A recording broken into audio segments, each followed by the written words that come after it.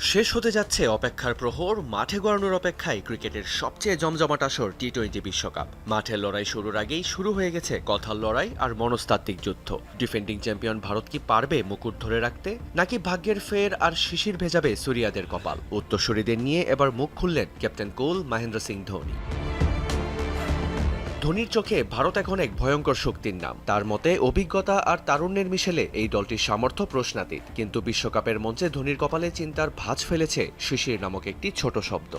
2026 টি-20 বিশ্বকাপে ভারত হবে সবচেয়ে বিপজ্জনক দলগুলোর একটি। ভালো দল হতে যা যা দরকার সবকিছুই এই দলে রয়েছে। তবে যে বিষয়টা আমাকে চিন্তায় ফেলে তা হচ্ছে শিশির। আমি শিশির অপছন্দ করি, কারণ এটি অনেক কিছু বদলে দেয়। আমি যখন খেলতাম তখন শিশির আমাকে সবচেয়ে বেশি ভয় পাইয়ে দিত। তখন টসটা ভীষণ গুরুত্বপূর্ণ হয়ে যায়।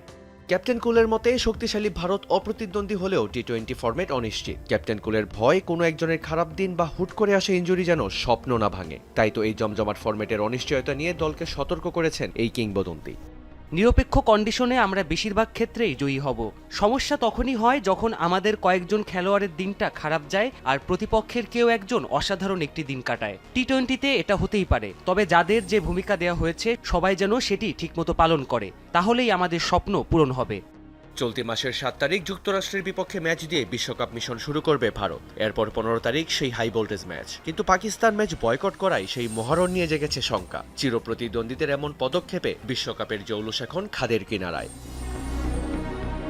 একদিকে ধোনির সতর্কবার্তা, অন্যদিকে চিরপ্রতিদ্বন্দ্বীদের বয়কট। সব মিলিয়ে মাঠের লড়াই শুরুর আগেই মাঠের বাইরের নাটকে সরগরম ক্রিকেট বিশ্ব।